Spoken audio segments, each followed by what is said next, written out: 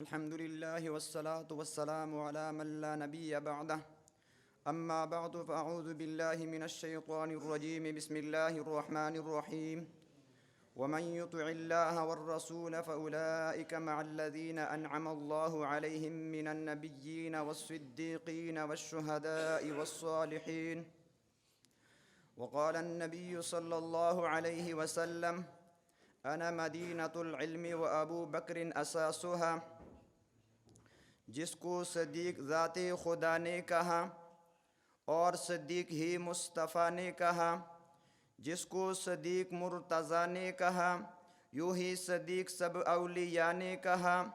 میں بھی کہتا ہوں صدیق صدیق ہے، جو صدیق نہ مانے وہ زندیق ہے۔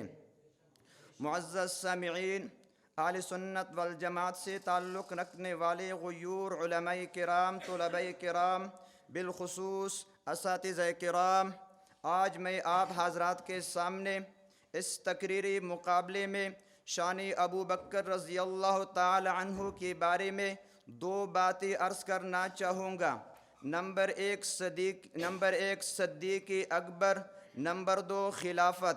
سامعین محترم، میں نے آپ حضرات کے سامنے قرآن کریم کی ایک آیت سورۃ النساء آیت نمبر 69 تلاوت کی ہے۔ اس آیت میں اللہ رب العزت فرماتے ہیں من یطع اللہ والرسول، جو انسان اللہ اور اللہ کے رسول کی اطاعت کرتا ہے، فَأُولَئِكَ مَعَ الَّذِينَ أَنْعَمَ اللَّهُ عَلَيْهِمْ مِنَ النَّبِيِّينَ وَالصِّدِّيقِينَ وَالشُّهَدَاءِ وَالصَّالِحِينَ۔ اللہ رب العزت اس کا حشر ان لوگوں کے ساتھ فرمائیں گے جو انبیاء تھے، ان لوگوں کے ساتھ حشر فرمائیں گے جو صدیق تھے، ان لوگوں کے ساتھ حشر فرمائیں گے جو شہداء تھے، ان لوگوں کے ساتھ حشر فرمائیں گے جو صالح اور نیک تھے۔ اس آیت میں اللہ رب العزت نے 4 طبقوں کا ذکر کیا ہے۔ نمبر 1 نبی، نمبر 2 صدیق، نمبر 3 شہید، نمبر 4 صالح۔ لیکن حقیقت میں 2 چیزوں کا ذکر ہے، نمبر 1 علم، نمبر 2 عمل۔ توجہ رکھنا، آدم علیہ السلام سے لے کر جناب نبی کریم صلی اللہ علیہ وسلم تک 1,24,000 یا 1,44,000 کم و بیش انبیاء علیہ السلام دنیا میں تشریف لے کر آئے ہیں۔ بنیادی طور پر 2 چیزوں کو لے کر آئے ہیں، نمبر 1 علم، نمبر 2 عمل۔ کیوں؟ اس لیے کہ نبی اور صدیق میں اللہ رب العزت نے علوم نبوت کا تذکرہ کیا ہے، اس لیے کہ نبی علم میں اصل ہوتا ہے، صدیق تابع ہوتا ہے۔ لیکن اگر آپ حضرات صحابہ کی زندگی پر غور کریں تو صحابہ سارے کے سارے صدیق تھے، صحابہ سارے کے سارے صدیق تھے۔ کوئی ایسا صحابی نہیں تھا جس نے نبی علیہ السلام کی تصدیق نہ کی ہو۔ لیکن ابو بکر رضی اللہ تعالی عنہ وہ صحابی ہے جس کو صدیق اکبر کہتے ہیں، کیونکہ ان کا جب پہلا بیٹا پیدا ہوا نام رکھا عبداللہ، دوسرا بیٹا پیدا ہوا نام رکھا عبد الرحمن۔ کئی سال بعد نبی علیہ السلام نے اعلان فرمایا جو جامع ترمذی جلد نمبر 2 صفحہ نمبر 110 میں ہے، قال النبی صلی اللہ علیہ وسلم احب الاسماء الی اللہ عبداللہ و عبد الرحمن۔ اللہ تعالیٰ کو پسندیدہ نام عبداللہ اور عبد الرحمن ہے۔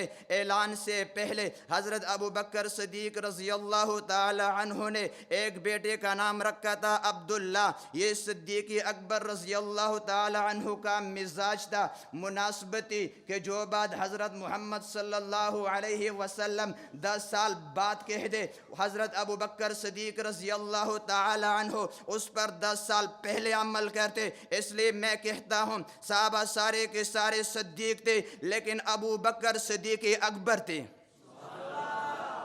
سامعین محترم، دوسری بات خلافت کے بارے میں فتح الباری جلد نمبر 7 صفحہ نمبر 25 میں ہے، قالت الانصار منا امیر ومنکم امیر۔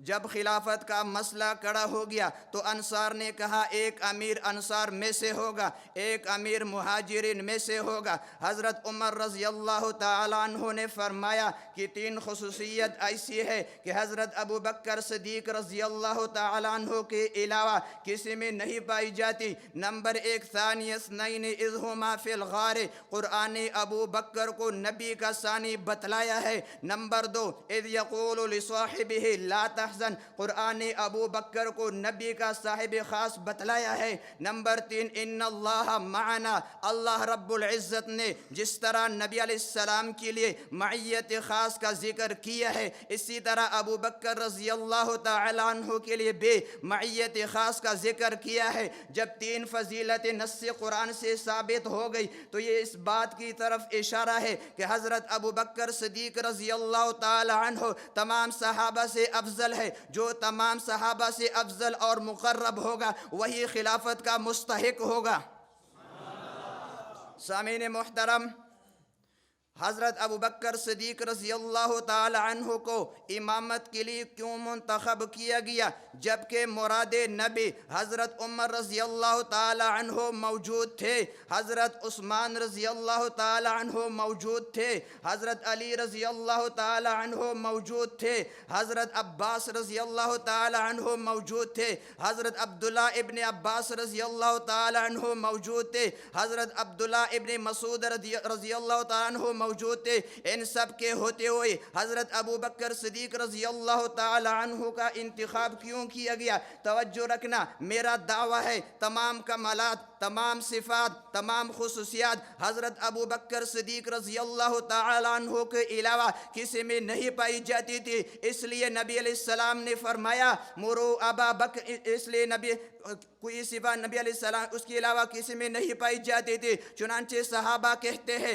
ابو بکر صدیق رضی اللہ تعالی عنہ میں حسن نبوت کا عکس ہے۔ جس طرح سورج کے سامنے آئینہ رکھ دیا جائے تو اس کے اندر سورج تو ہوتا نہیں مگر عکس ضرور ہوتا ہے، اسی طرح صدیق نبی ہوتا تو نہیں مگر عکس ضرور ہوتا ہے۔ اس لیے جب حضرت محمد صلی اللہ علیہ وسلم اور حضرت ابو بکر صدیق رضی اللہ تعالی عنہ مکہ سے ہجرت کر کے مدینہ قباء مقام تک پہنچے، مدینہ والے ملنے کے لیے آئے، پہچان نہ سکتے تھے کہ نبی کون ہے، صدیق کون ہے۔ بعض لوگ جلدی میں پہلے حضرت ابو بکر رضی اللہ تعالی عنہ سے مصافحہ کرنے لگے، بعد میں محبوب سے مصافحہ کرنے لگے۔ حضرت ابو بکر صدیق رضی اللہ تعالی عنہ اپنی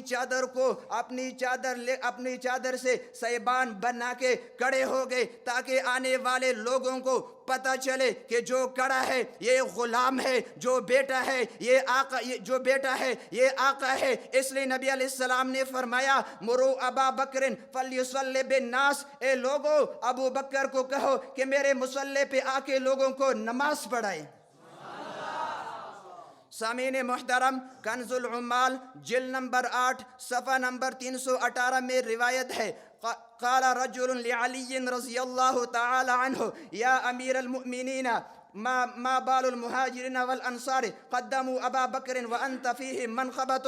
سامعین محترم، ایک شخص آ کے علی رضی اللہ تعالیٰ عنہ سے سوال کرتے ہیں کہ اے امیر المؤمنین، انصار اور مہاجرین نے آپ پر ابو بکر رضی اللہ تعالیٰ عنہ کو کس طرح مقدم کیا حالانکہ آپ منقبت میں فائق ہیں؟ حضرت علی رضی اللہ تعالیٰ عنہ نے عجیب جواب دیا، فرماتے تو جانتا نہیں کہ حضرت ابو بکر صدیق رضی اللہ تعالیٰ عنہ مجھ سے 4 چیزوں میں سبقت لے گئے ہیں۔ نمبر 1 نماز کی امامت میں، نمبر 2 ہجرت کرنے میں، نمبر 3 غار کے رفاقت نبوی میں، نمبر 4 اسلام کے اظہار اور اس کی اشاعت میں۔ یہی تو ابو بکر ہے۔ اٹھاؤ جامع ترمذی جلد نمبر 2 صفحہ نمبر 84 میں ایک روایت ہے قد بکر الاسلام، کہ ابو بکر کو ابو بکر کیوں کہتے ہیں؟ ابو بکر کو ابو بکر اس لیے کہتے ہیں کہ انہوں نے اسلام لانے میں پہل کی